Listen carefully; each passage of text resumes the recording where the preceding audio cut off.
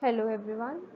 So the next topic which we will be discussing is about the classification and the nomenclature of the enzymes. So before this, first we will understand that what are enzymes. So enzymes, they can be defined as biological polymers that catalyzes the biochemical reactions. So they help to catalyze the biochemical reactions for efficient functioning of our body releases some chemicals to accelerate biological processes, and that biological processes can be respiration, digestion, excretion, and various other metabolic activities that helps to sustain a healthy life. So enzymes, they are pivotal in all living entities and they govern all the biological processes. So what are enzymes? Enzymes, they are built of protein folded into complicated shapes and they are present throughout the body. Majority of the enzymes, they are proteins with catalytic capabilities crucial to perform different processes. The metabolic processes and other chemical reactions in the cell, they are carried out by a set of enzymes that are necessary for to sustain the life. Now, the regulation of these enzymes, they has been a key element in the clinical diagnosis because of their role that they help in maintaining the life processes. So this is what is all about the enzymes. So the next we will be discussing is the nomenclature and the classification of the enzymes. So if we talk about the nomenclature or the naming of the enzymes, then the enzymes, they are named according to the reaction they catalyze or by suffix by using the suffix which is ase, that is ASA, after the name of that substrate. So this is how the classification of the nomenclature of enzymes is used. Now, the International Union of Biochemistry and Molecular Biology, they developed a nomenclature for the enzymes. In addition, they also assign the numbers in order to identify them. So they identify various numbers in order to identify them. So apart from few originally studied enzymes such as the pepsin, the renin and the trypsin, almost all the enzyme names ends with ase. So ASE is. So as per the standards, there is a focal point of nomenclature of enzymes that are both the type of the reaction catalyzed and the substrate that is acted upon them. So each enzyme is described by a sequence of 4 numbers by EC. So EC here denotes the enzyme commission and the number of enzymes is called the enzyme number. So they are described by the four numbers that are given. So we will be discussing this in detail, that what are the names that are given to the enzymes in the order of their identification. So when classified, each enzyme is assigned the EC number in the form of digital, separated by digits and separated by the periods. So if we take an example here, then this is the example here, that EC, that is the enzyme commission, the full form of EC is the enzyme commission 1.2.3.4. So what are these? So here you can say that the EC donates for the enzyme commission as we have discussed in the previous slide. 1 donates for the oxireductase. So the class 1 is the oxireductase. The 2 stands for the subclass that acts on the aldehyde or oxo group of the donors. Then 3 is an oxygen acceptor. And fourth one is the fourth enzyme that is classified into this subclasses. So this is how a nomenclature of the enzymes is done. Most of the enzymes, they are named to provide data on the function as opposed to the structure of the enzyme. So there are significant features of the nomenclature of the enzymes, and that can be suffix first of all, that is ASE, which recognizes a substance as that of an enzyme, so it will recognize that substance.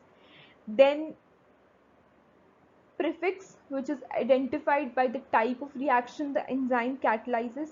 For example, enzyme hydrolase, so that catalyzes the hydrolysis reaction.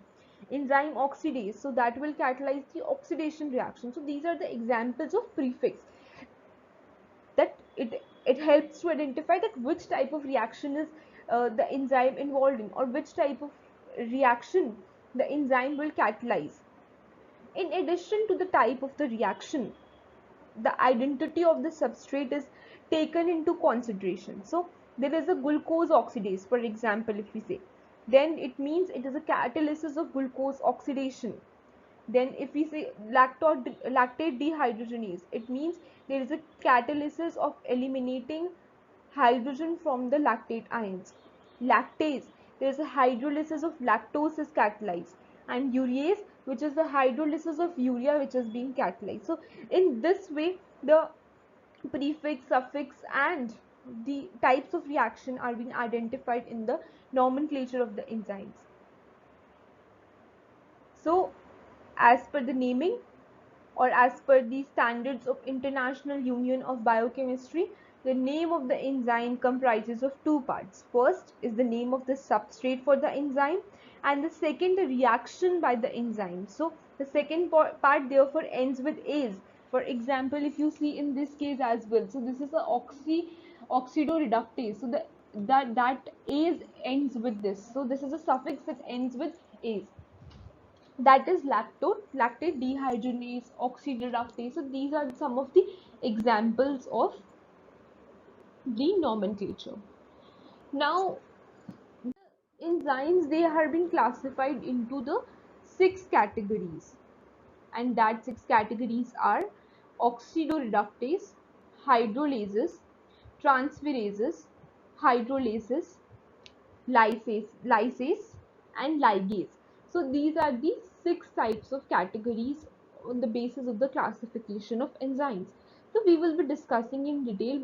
So before discussing in detail, we will just give a one-liners of each of these enzymes, or the classification of these enzymes. So enzyme oxoreductase. So this catalyzes the oxidation reaction, as the name suggests, where electrons tend to travel from one form of a molecule to the other. Next is hydrolases. It is the hydrolytic enzyme. So the name suggests itself that what type of reaction or what type of category the enzyme belongs to. So hydrolases are hydrolytic enzyme, which means they will catalyze the hydrolysis reaction by adding water to cleave the bond and hydrolyze it. Transferase, they help in the transportation of the functional group among the acceptors and the donor molecules. Next is isomerase. Isomerase is when they catalyzes the structural shift present in a molecule, and thus it will change the shape of that molecule. And ligases, they are known to charge the catalysis of the ligation process. And lysases, they are adds water, carbon dioxide, or ammonia across the double bonds, or to eliminate these to create the double bond. So this is what the one liners of each of these enzymes. Now we will be discussing in detail about these enzymes, as well as the nomenclature of these enzymes as well. So oxidoreductases, so they, as the name suggests, they will catalyze the oxidation and the reduction reactions. Example here includes the pyruvate dehydrogenase. So they catalyze the oxidation of pyruvate to acetyl coenzyme A. Now if we see the nomenclature of the oxidoreductases, then it will be EC1. So this is EC1, that term, that is for oxidoreductases. So the example here we included is the pyruvate dehydrogenases that catalyze the oxidation of the pyruvate to acetyl coenzyme A. So the next we will be discussing is the hydrolases. So hydrolases, it is, the nomenclature for hydrolases is EC3. This is the nomenclature here. Now they catalyzes the hydrolysis of the bond. The example here includes the pepsin, which hydrolyzes the peptide bonds in the proteins. So if we talk about hydrolysis, then there is another reaction which is involved is hydrolysis catalyzes the hydrolytic reactions, as we know. So these include the esterases, lipases, proteases. So these are all the examples of hydrolysis, and the nomenclature here is EC3, that is the enzyme commission 3. Next we will talk about is the transferase. So transferase is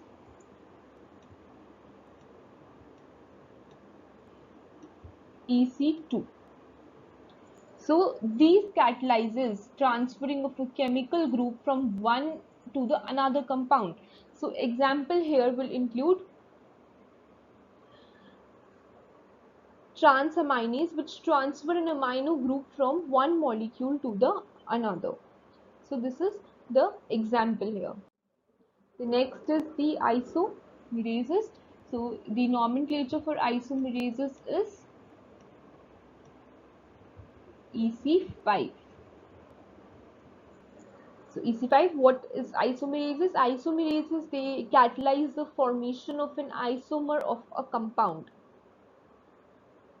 The example here include the phosphogluconeutase, which catalyzes the conversion of glucose 1,6-phosphate to glucose 6-phosphate, with that is when the phosphate group is transferred from one position to the another in the same compound. In glycogenolysis. So this is the example here where glycogen gets converted to glucose for energy to be released quickly. So this is the isomerases. Next we will talk about is lysases. So lysases, it stands for EC. The nomenclature here is EC4. The nomenclature is EC4. So now what are these? These are they catalyzes the breakage of bonds without the catalysis. So example here includes the aldoses, which catalyzes the splitting of fructose 1,6-bisphosphate to glyceraldehyde 3-phosphate and dihydroxyacetone phosphate. So this is what the lysases are. Next is ligases. So the ligases are EC6. So what the ligases do, they catalyzes the association of the two molecules. So it catalyzes the non-hydrolytic removal of functional group from the substrate.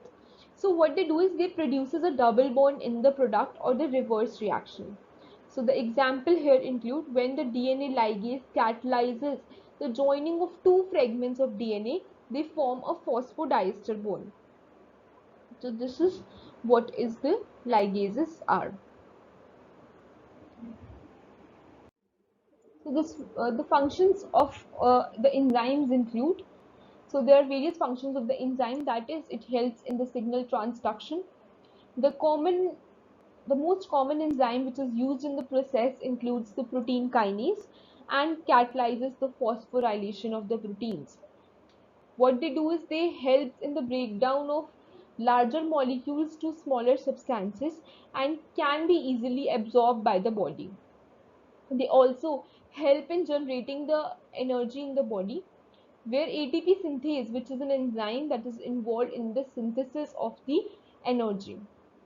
Enzymes are responsible for the movement of ions across the plasma membrane. The enzymes, they perform a number of biochemical reactions, which includes the oxidation reactions, hydrolysis, etc., and they eliminate the non-nutritive substances from the body. They also function to reorganize the internal structure of the cell to regulate cellular activities also. So these are all the functions of the enzymes that are used for the body function and various other functions. etc.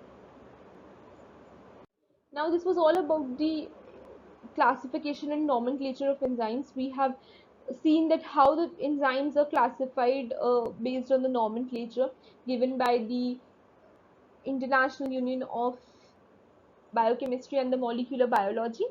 And we have also discussed the classification of the enzymes that are classified into 6 categories. And we have given the examples also, that what are the examples here. And this was all about it.